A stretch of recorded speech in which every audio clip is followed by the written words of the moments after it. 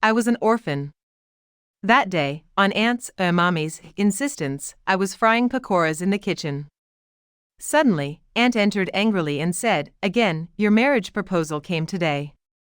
If you get married, all the inheritance of my children will go away as dowry with you."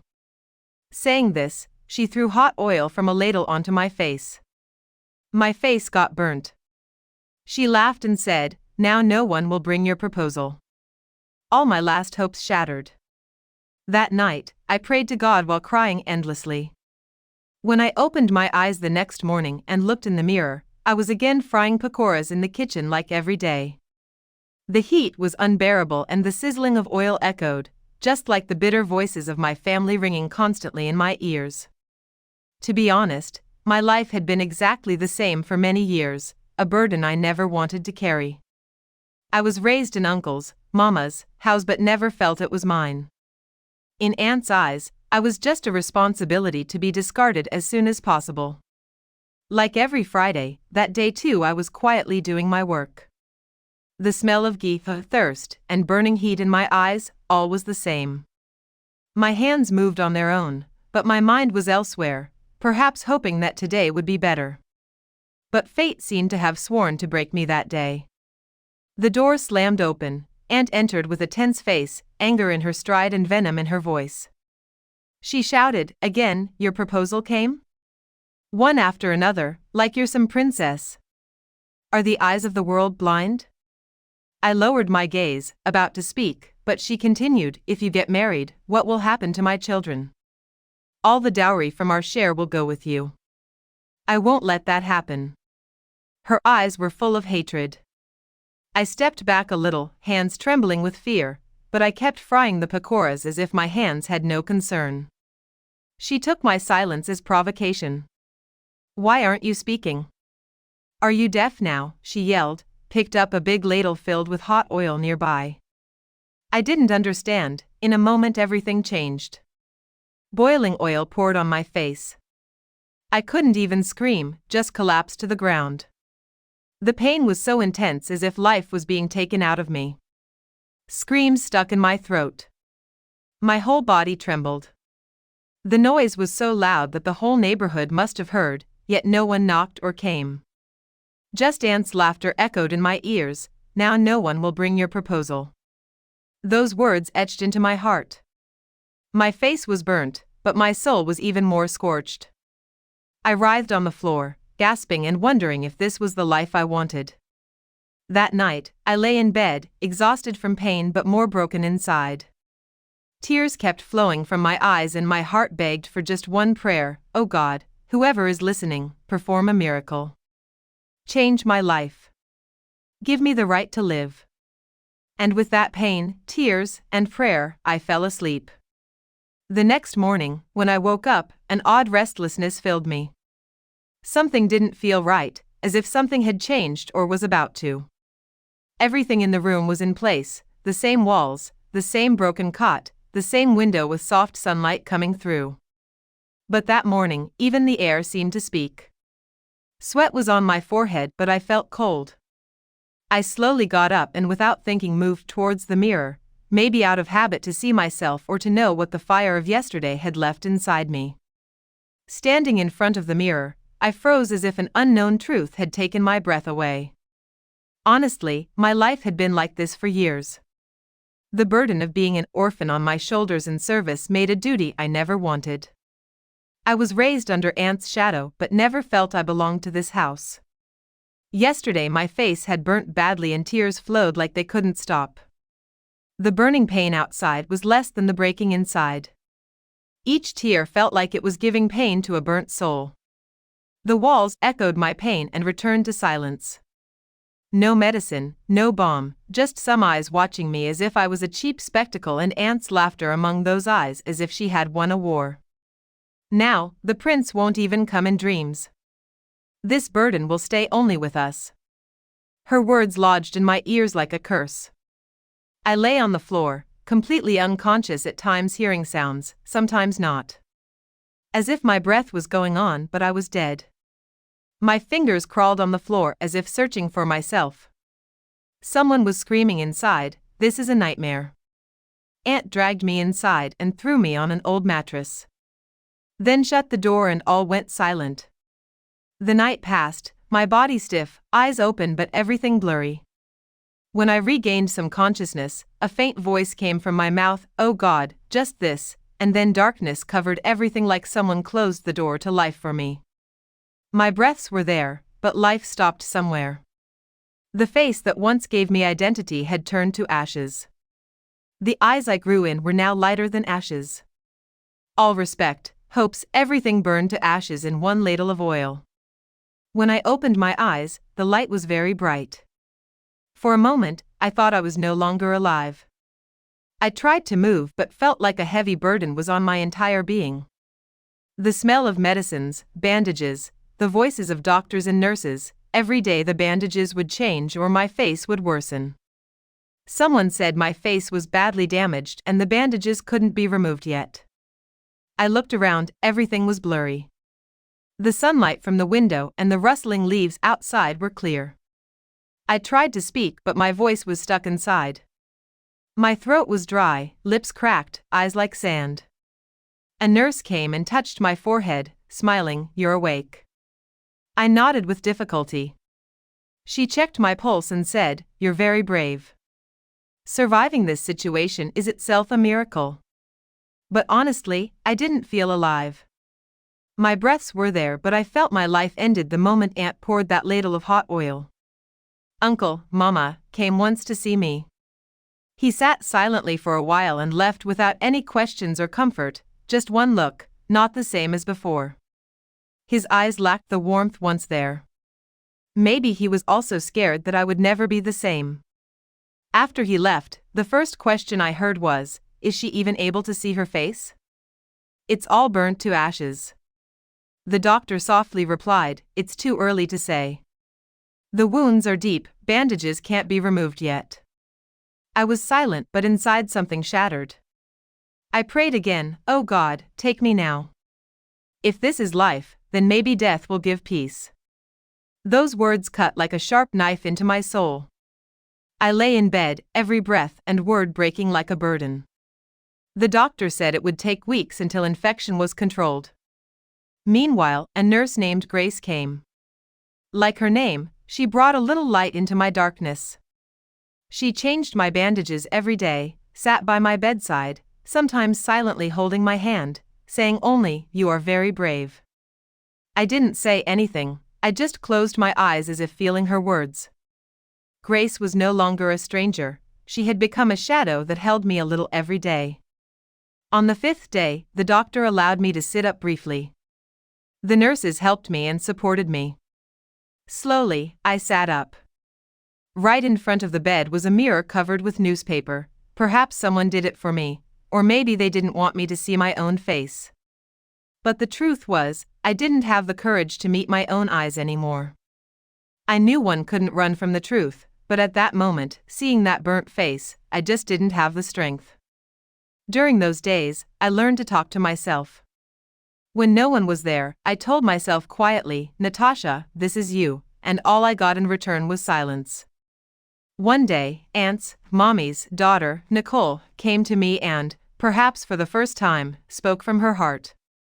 She held my hand and said, "When you don't understand, just remember God, He never abandons." Nicole was my age but had none of her mother's hardness. For the first time, I saw sympathy in someone's eyes for me, no questions, only silence saying, "I understand." One day she softly said, "When you don't understand, just remember God, He never leaves your side." Hearing that stirred something inside me, like frozen ice melting slowly. That night, I prayed with courage, without complaints or questions, just broken words from my heart reaching the sky. 10 days passed, and the doctor said they would start removing the bandages slowly. The nurse hesitated, "It might hurt a little, but it's necessary." I was no longer afraid of the wounds on my body. What was broken had already shattered deep inside long ago. For the first time, a gentle breeze touched my face beneath the bandages, giving me a moment of relief, like someone gently placed a hand on my pain. The doctor said in a few days I might be shown the mirror. I just nodded, but inside, the same fear began to rise again. That night, someone came into the room, an all too familiar presence. It was Aunt. She whispered harshly, "Because of you, the family's reputation is ruined. Everyone is asking what happened."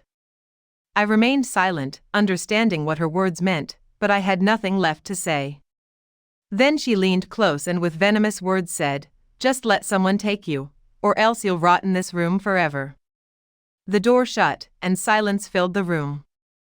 Yet, even in that silence, I heard a voice, not on my lips but tearing through my soul.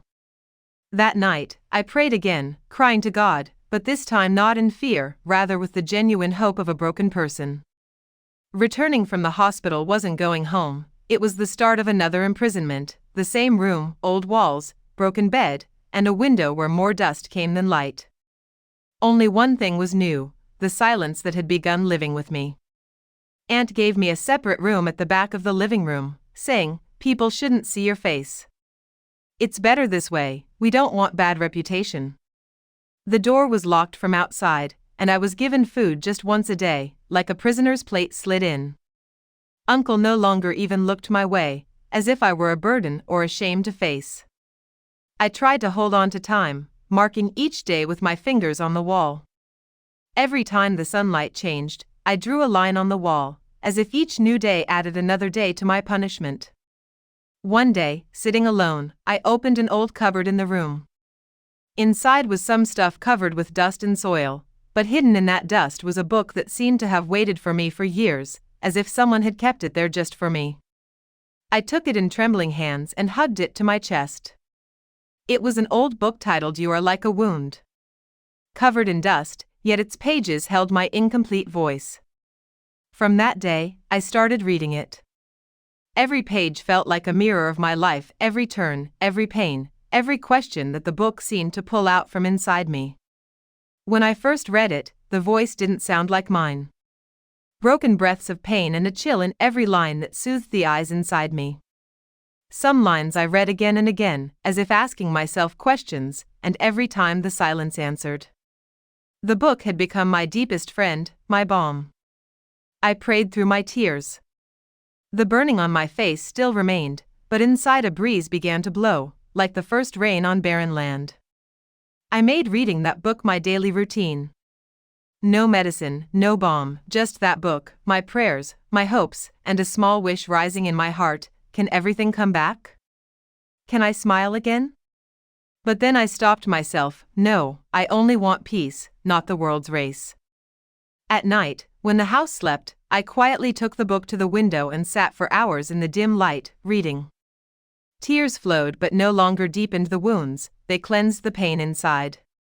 Sometimes Aunt taunted from outside, "Will your face come back just by reading?" God doesn't perform miracles. People turn away from your face. That's reality, accept it. I stayed silent, their words affecting me less now. Whenever I had something to say, I raised my hands and silently asked God to do whatever He thought best for me. A few days later, Aunt took me to the hospital again. The doctor said there was some improvement but very slow. Hearing this, Aunt sneered again. "See, God doesn't perform miracles. She thinks some miracle will fix her." The doctor stayed quiet. I lowered my eyes, but inside the same lines of that book echoed, "If patience becomes a breath, even pain begins to soothe." Then one day, Aunt came into my room holding an old sheet and softly said, "This was your mother's. Maybe you remember." I took the sheet and felt something for the first time, like the past standing before me. The scent, the soft fabric, all felt like a gentle veil over my wounds. That day, I let my tears flow, not stopping them because every tear was writing a new page in my story of return. That night, I saw my mother in a dream. She wore white clothes, smiling peacefully without saying a word, just coming to me. She gently placed her hand on my forehead and legs, then suddenly vanished into the air. I woke up startled, drenched in sweat, but my heart stirred. I remembered my mother, their hand, their smile, as if a sign saying, "Child, don't lose, be patient. I am with you." From that day, I started my mornings with prayer and ended my nights with the same book, prayers, and falling asleep in tears. This all became part of my life. Sleep itself started feeling like prayer. One night, while reading, I fell asleep and experienced something I never had before. I saw a door open and found myself moving toward an unknown, faint light. Around me, there was nothing visible. Only that white light, shining brighter with every step. Then, in the midst of that light, a face appeared, neither fully man nor woman, just a special glow. In the eyes was a strange peace, on the lips a calm and trusting smile. The voice softly said, "Your patience is about to end, just one difficult turn remains." I looked at the face, wanting to speak, but my tongue seemed locked. Still, that voice sank deep inside me, as if planting a seed of hope in the depths of my heart. The hand reached toward me but didn't touch, just a feeling as if a gentle warmth was flowing through my body. Then my dream shattered. I woke up drenched in sweat, my breath so fast it felt like my heart wanted to break through my ribs. The room was dark, but it felt like some light still lingered. I closed my eyes again and repeated the prayer that had now become my strongest wall. That night, my own voice echoed in the room, no screams, no sobs, just a voice filled with a different kind of strength, like someone holding me from within. I stayed awake all night, and for the first time truly saw the first ray of sunlight outside the window. It wasn't ordinary light, it felt like a sign from above. I slowly pulled the curtain and just watched. Birds were flying, and there was a faint scent of flowers in the air. Perhaps a flower bloomed somewhere far away, or maybe a new feeling was blossoming inside me. The next day, Nicole, Aunt's daughter, the same Nicole whose eyes sometimes reflected a strange sympathy, came into the room. I looked at her and softly said, "Last night, I had a strange dream, but it felt true." She asked, "What did you see?" I lowered my eyes and very quietly said, "Someone told me patience is almost over. Just one difficult turn left." Nicole was silent for a moment, then said, "Sometimes dreams are truer than real life. Maybe God is slowly preparing you." I stayed quiet, but inside a sweet feeling remained. That night, Aunt brought food again, slammed the plate down, and grumbled, "What new drama are you starting now? What dream did you have yesterday?" I just said, "I saw whatever comes from God." She laughed and closed the door behind her. That same day, I took out my old diary and wrote on the first page, "If this is the last night of sorrow, then there will definitely be light tomorrow morning." Now, I started each day with prayer and ended it the same way. I was so tired I would fall asleep crying, but even sleep began to feel like prayer. 5 days passed. The doctor came again, took some new pictures of my face, and prepared reports. After a while, his voice came, "Response is a bit slow, but there is hope. Nature is doing its work."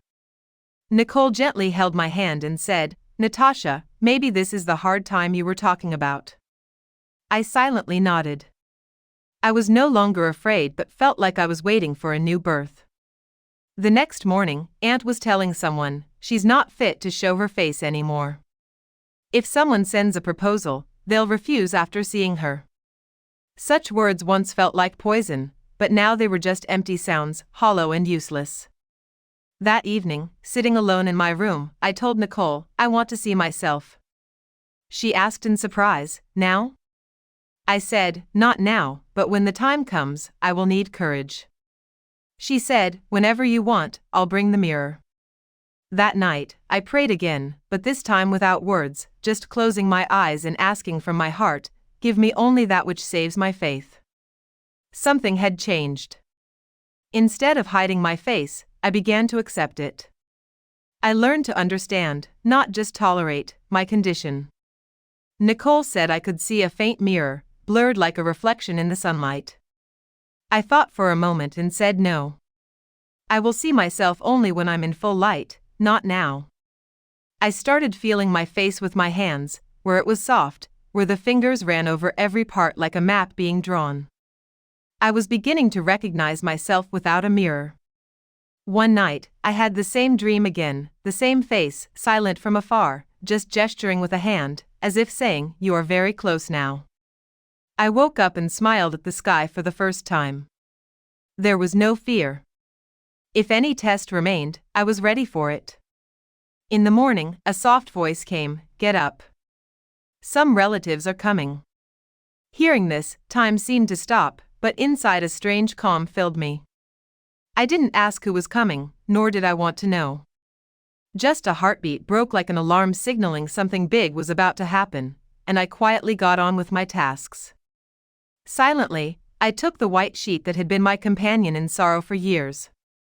Soon, voices started from the living room, talks, laughter, questions, sips of tea, some whispers. Then Nicole came and softly said, "They want to see you. Get ready." I looked into her eyes. She wanted to say more but stopped herself.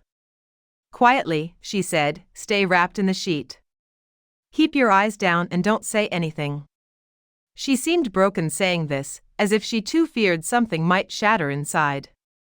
Aunt stood by the door and signaled, "Let's go, it's getting late." I wrapped myself in the sheet and slowly walked toward the living room. As I entered, all eyes lifted to me for a moment, then an eerie silence fell. The man sitting opposite avoided my gaze, and a woman looked me over from head to toe, then seemed to decide something. "Is this the girl?" she asked Aunt.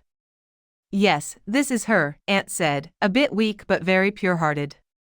Lies seemed to slip from their lips like a habit. Then the woman suspiciously said, "She looks quite different from the picture." Aunt looked at me and, without permission, quickly pulled the sheet away. "Look, no matter how the face looks, luck is what matters." It felt like time stopped.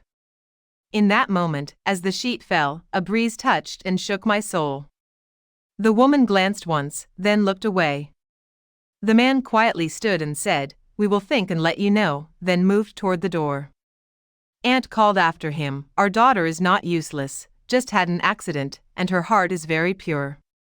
Then the door closed, and Aunt's laughter echoed. "I said no one would accept you. Now you must realize this." I silently turned and went back to my room, no tears, no screams, just silence tearing through my soul. I sat in the corner where I marked the days. Today, I marked another one, proposal number 3 rejected. That night, I lay helpless again. My voice trembled, but my prayer was firm. I drank water, wiped my tears, and prayed, "Whoever gives pain, that is your decision, and whoever gives peace, that too is yours. Just bless me, the rest I leave to you." I touched the mirror, still covered with newspaper, and stopped my hand. Not yet. I don't want to see the reflection that breaks my inner faith. The next morning, Nicole came and said, "The wounds on your face seem to be healing faster now. The doctor is hopeful." I quietly asked, "Do miracles only happen in appearances?" Nicole smiled. "Sometimes the heart also desires it, and you yourself are a miracle happening inside, that's the real miracle." After that, I began to change little by little each day, as if every new day put some balm on my wounds. Those books buried in dust. Now the path of life was being built for me. My marriage was an unfinished chapter, and prayer my greatest weapon. Those people had gone, but my spirit had awakened. I told myself that if anyone comes into my life now, they will love me not for my face but for my patience. And I felt that moment was not far. Now I was watching myself being shaped by the hands of the divine, with silence, faith, and complete trust. I read some of my books kept in an old trunk at home, covered in dust, but their words were still alive. I cleaned them, reviving myself. I updated the mobile number registered on Uncle's phone and checked an online platform. Now I didn't have to show my face to the world, I only had to give voice to my skills. I started free online classes. I began testing myself in social media management and content writing. Deep inside, Aunt's voice still echoed. She said I'd just sit useless and stay glued to my phone, but I never responded and kept working silently. My first client was from America. He said, "You write like someone who has seen the world in silence." I smiled and replied, "Silence is the best teacher." Within 5 days, I got the second job, then the third, and my confidence grew. One day Aunt asked me, "Where did this laptop come from?" I replied straight, I bought it with my own money for work. She was silent for a moment, wanting to say something, then turned away quietly. When Aunt heard this, she taunted, yeah, now the girl with the burnt face is earning too. Someone must be feeling sorry for her. I smiled and said, maybe, but that mercy is full of respect. Aunt got angry and slammed the door. My room started to change, a small MacBook, a study table, and a list of my work on the wall, something new every day, sometimes a story, sometimes a client meeting. My client list was growing, and their feedback was becoming lessons for me. One client once said, "You are more reliable than most faces I've seen." I thought maybe I no longer needed to prove my face. One day I heard about a neighborhood child who couldn't pay school fees, so quietly I paid it. When Aunt found out, she taunted again, now she's even sharing money. I just said, when the hand earns, the heart needs peace. Now I earned quietly and shared quietly. Prayer became part of my daily life, not just words but a relationship. One day Nicole said to me, "You don't seem the same anymore. There's a light inside you shining out." I smiled and replied, "That light is my courage, my work and my spirit, together making me a little new every day." For the first time, I felt I was writing my own worth, and for that worth, I no longer needed a mirror. Months passed. While working, I had a list of future plans. Everything was going at my own pace, work, prayer, study, and a silent comfort settling quietly in my heart every night. Then one day, a new project arrived. When I saw the file, the client's name was Nathan. He was from Houston, getting copywriting done for a brand in English.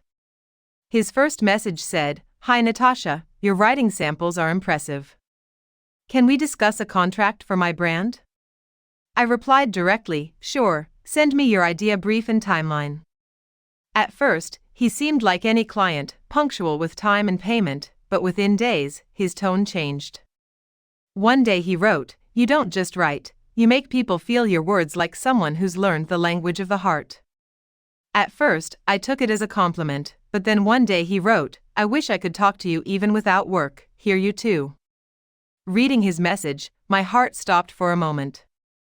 I stared at the screen, then replied, "This is a professional platform, sir." He replied soon after, "Sorry if I made you uncomfortable." This was from the heart. I paused. No, I wasn't upset, maybe because his words lacked the pretense people often show after seeing a face. He only knew me through my work, never saw my face or asked about my past. Yet his words felt very close to my heart. Perhaps that was also my prayer. Days passed in silence, then one day his message came again, "Do you think a face is necessary to talk to someone?" I was silent for a while, then from the heart came the reply, "If intentions are pure, a face is never necessary. Any relationship can be true." He immediately wrote, "Then please allow me. I want to understand your thoughts." I didn't reply but inside felt a strange calm, like a soft, quiet knock on the walls of my soul for the first time. Days passed, and we often talked at night, sometimes about work, sometimes he smiled lovingly at something, sometimes surprise in his words, sometimes just a little about the weather. One night he said, "Natasha, you've never told me much about yourself." I thought a bit, then wrote, "I'm just an ordinary girl who had to learn to live through some extraordinary circumstances." Reading that, he replied, "Then you're not ordinary but very special." That night we stayed awake late. I had a book in my hand, turmoil in my heart, and my mind focused only on Nathan. I prayed to the divine, "If this person is not for me, take him away from my heart. But if he is, then give me a sign." The next day, his message came, "I was looking at the work you sent this morning. Don't know why, but I started missing you a lot. It felt like your voice and your words were part of every line." I kept staring at the screen, said nothing, but my eyes were wet. I knew he didn't really know, he didn't know that the person he was talking to was not normal in society's eyes. Then one day I decided to signal him to stay away from me. I sent a short mail, "I'm just a worker, but my personal life has some things that might confuse you." He replied, understanding confusion is a person's true identity. I said nothing, only talked less. For 2 days, no message came. On the third day, he wrote, I understand your silence well, but if ever you feel I'm worthy to listen, talk without hesitation. For the first time, someone accepted my refusal. I held my heart firmly, telling myself this is not the world where dreams come true. But then the heart asked one more question: if God wills, can a dream not become reality? That night I thought about it for a long time. Nathan's every word was written somewhere on my heart. Now I realized Nathan was maybe not a stranger but someone late to arrive, a kindred spirit. Sometimes, some people touch our soul like a bond from past lives. But my mind still feared, when the truth comes out, when he sees my face, will he not turn away? After work was done, Nathan asked for a call, audio only, no video. I thought it was simple but my heartbeat raced. Then suddenly he said, Natasha, is it possible that we meet, just sit face to face, and talk in silence? My heart stopped for a moment. I looked at the room's walls. My hand moved involuntarily to my face, as if still covering the burnt part. Then he said again, I want to meet you. Is it possible? This time his voice was even softer, as if he was afraid I might refuse. My fingers hovered over the keyboard, then I slowly typed, my reality might shake you, David. Moments later, his reply came, sometimes a soul is so pure that it is seen not by the face but by the heart. I have seen your soul.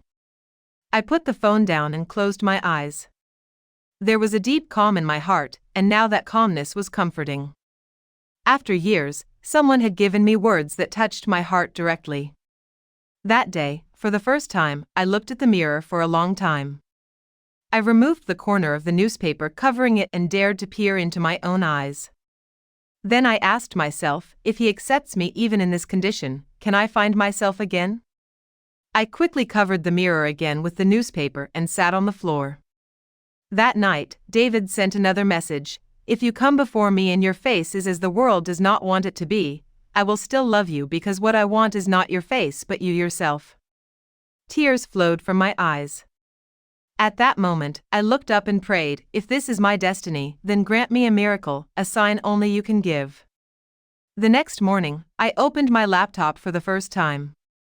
I checked the camera settings. My fingers trembled, but my heart was quietly telling me, now is the time. I messaged David, can you talk on a video call tomorrow evening? His reply came immediately, yes, anytime you say. I wrote back, tomorrow evening. The next day I remained silent all day. There was a strange turmoil in my heart as if a storm was coming. Nicole asked, you seem different today. Is everything all right? I replied, just pray for me. Today is the moment that can change everything. In the evening, I prepared myself. Draped a light sheet and turned on the camera but did not call yet. I just sat there, thinking, if he falls silent seeing me, will I break again? If hesitation appears in his eyes, will my wounds reopen? But this time, the voice of my heart was different, I had to be brave now. Either I would break or find myself. I prayed again, if he is sent by you, then protect my dignity, O Lord. David's call was coming.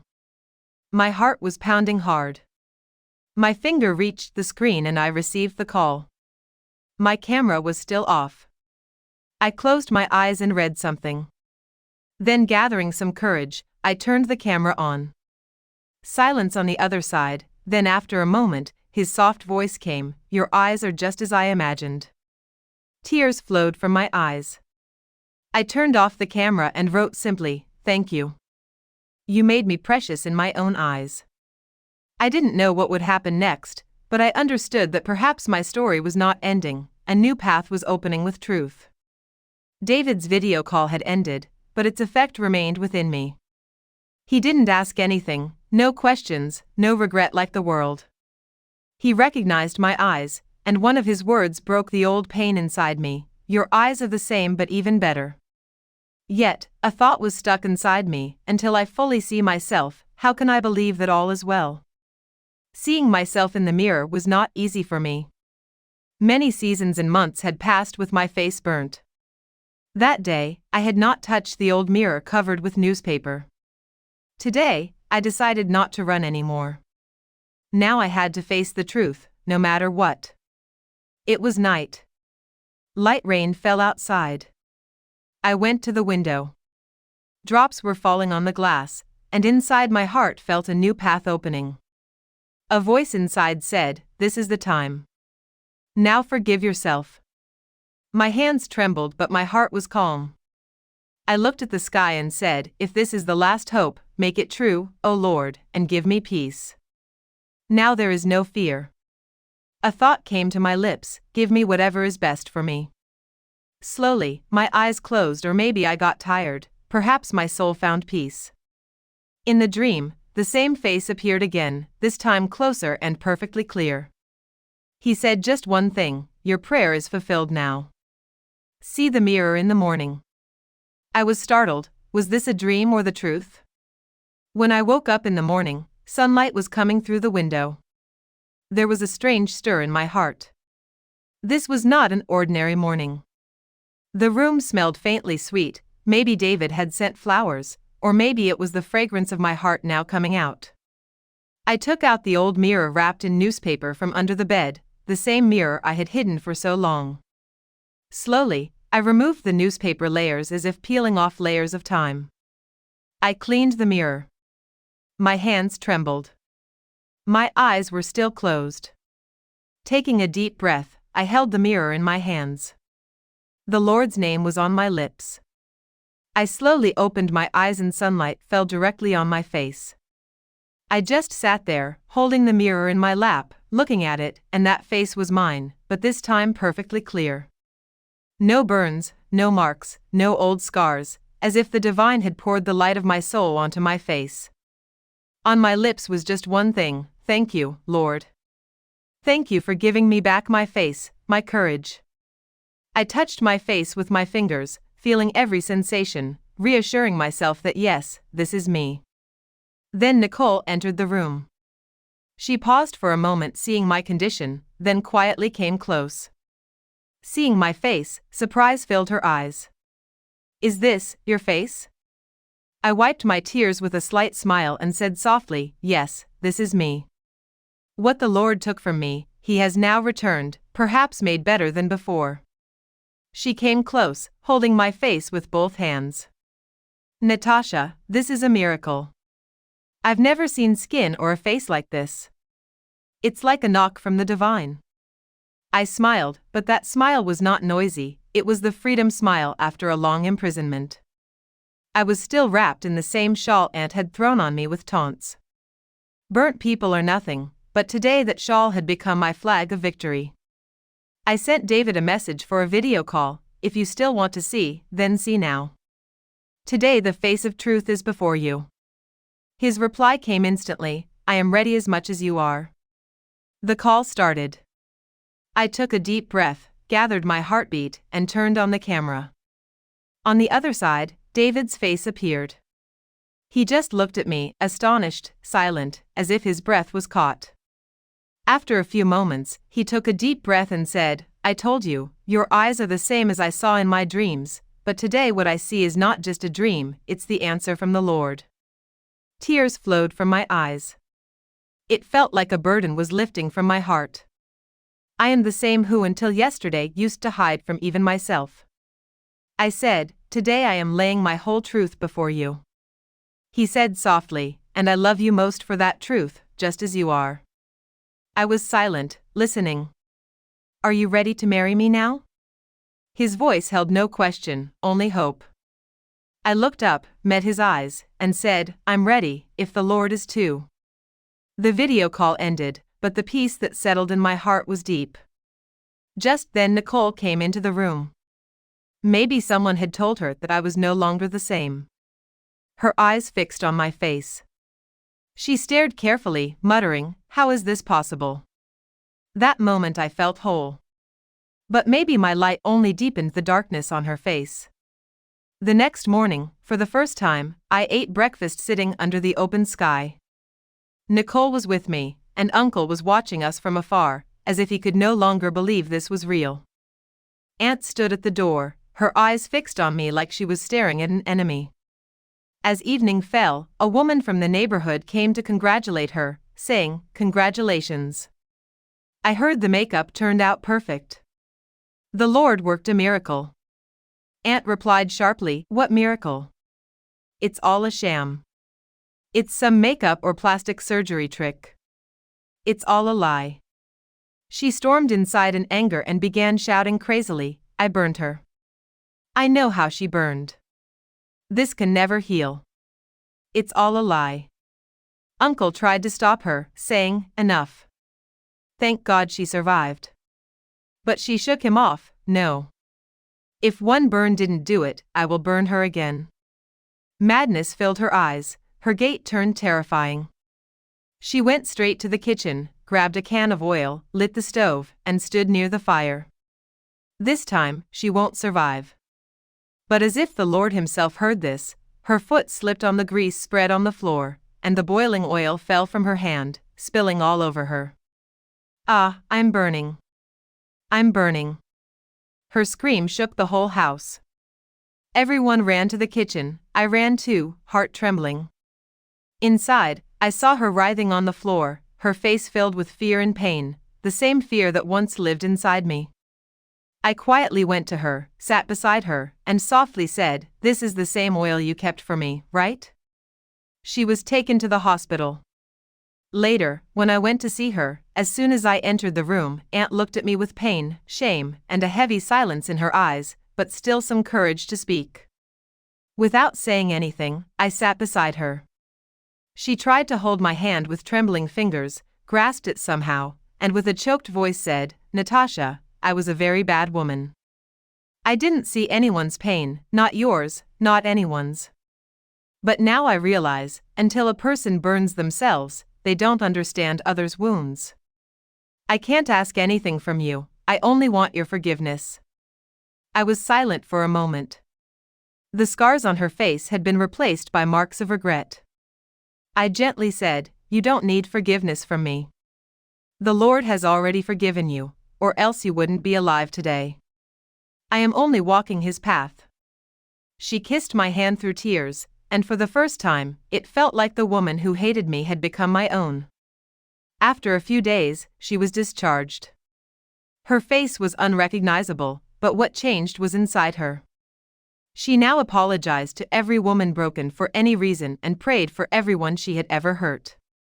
On the way home, Nicole looked at me and said, "Natasha, you ended this story where it began, but with a new purpose. You didn't just change your story, you changed someone else's life too." I smiled at her and said, "Hatred destroys everything, new people, new souls, but forgiveness may not heal wounds, it makes the burden bearable." After that day, I made a promise to myself that my life would now be for those who are broken, who have been burned by life, because I knew that if justice happens, only the Lord does it, at the right time and in the right way. Aunt slowly raised her eyes as if trying to recognize me, then paused and said, "I lost, Natasha." I looked at her and smiled softly, "No, Aunt, you won." Her voice lacked the hatred it once held in every word, now it carried a tired truth. "I burned your face, didn't I?" Her eyes lowered. "And the Lord burned my face. Forgive me. I hurt you so much." Her voice drowned in tears. I stayed silent for a while, then looked into her eyes, where there was no poison of hatred, only moist regret. I held her trembling hand. "The Lord saved my face and took away the right to hate you from my heart too. I forgive you." She cried loudly as if years of accumulated dust washed away in a moment. She held my hand tightly, asking once more, "Say just once that you have forgiven me. Maybe my heart will lighten." I sat close and said calmly and clearly, "I have forgiven you, Aunt."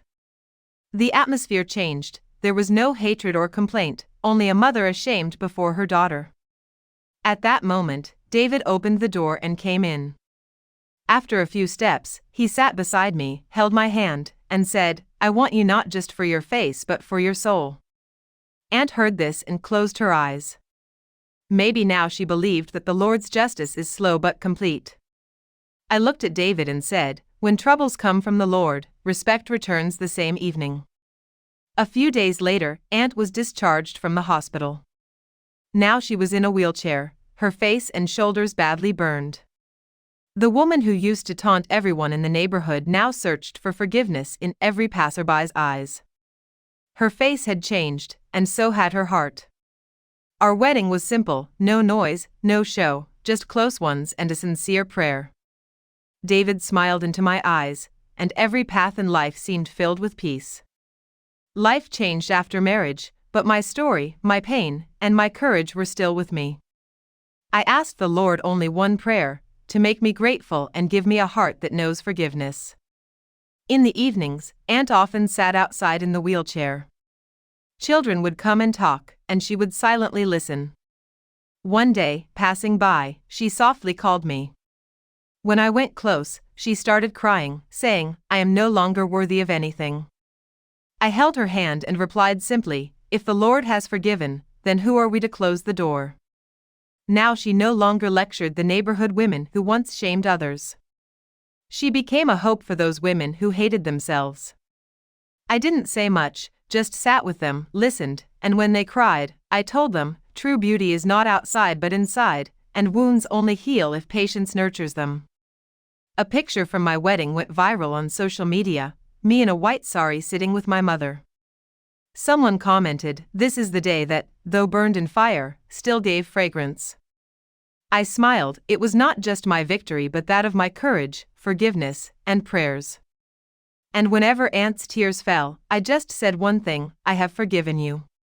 Because when the Lord held me, I was alone, but He never left me alone.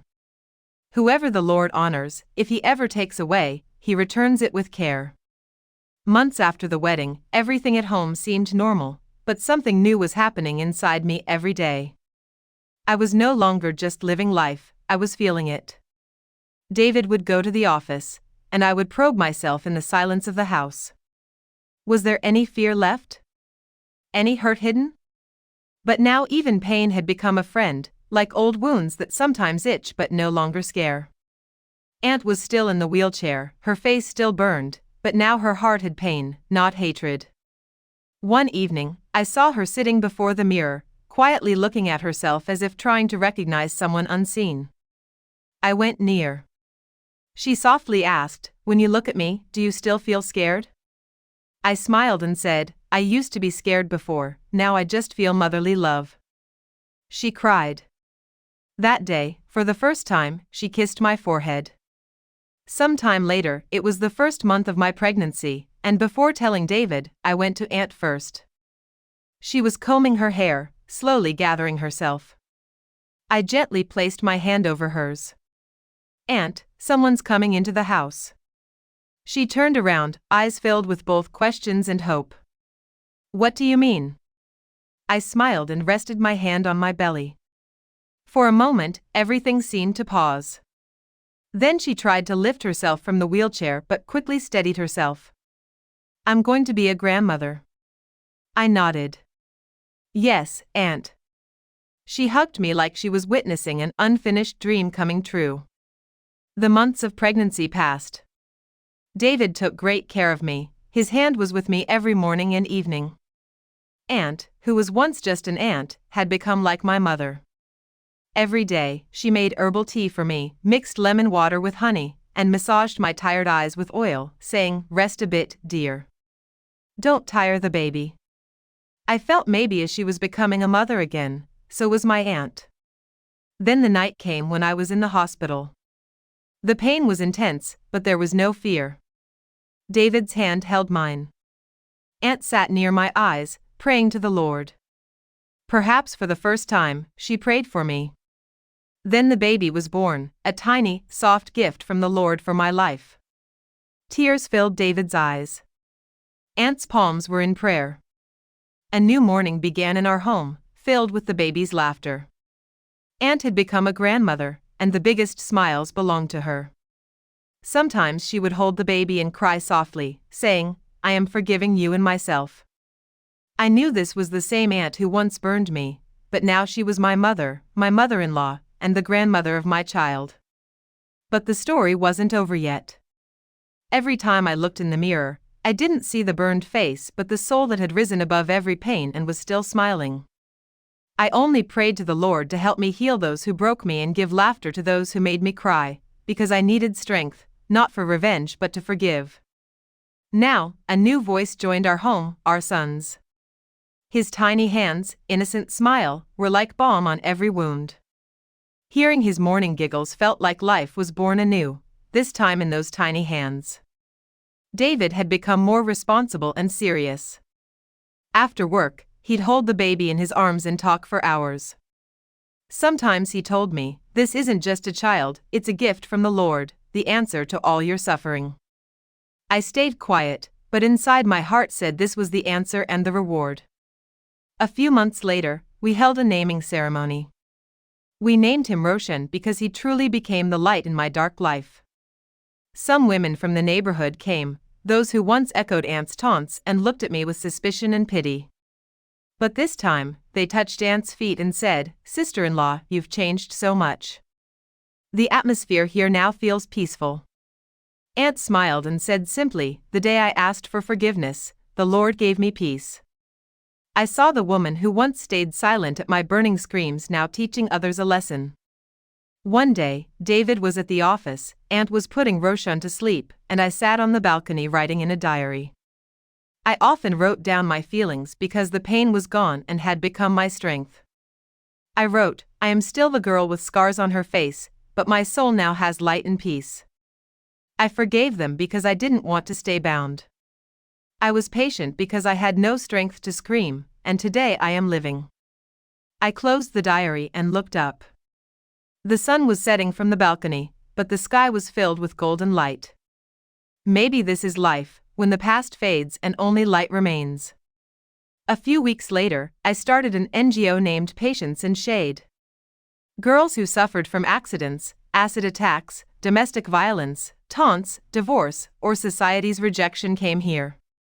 I didn't just tell them my story, I listened to them because I learned that the greatest relief comes when someone listens without judgment.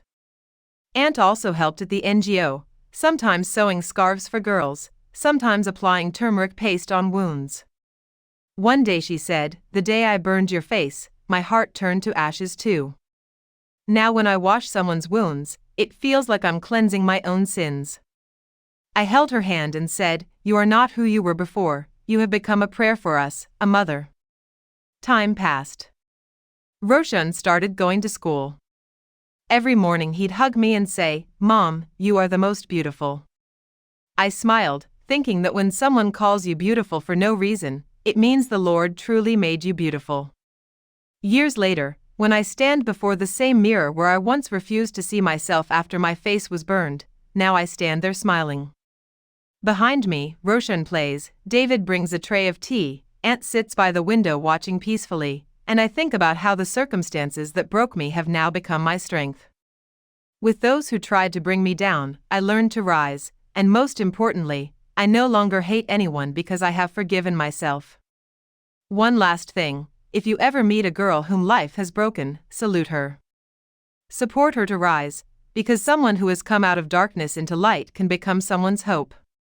I am no longer just a living girl but an example, and here begins my new life, filled with Roshan. Friends, I hope you liked our story. If you did, please like the video. If you're new to the channel, subscribe, and do press the notification bell so you get the next update first.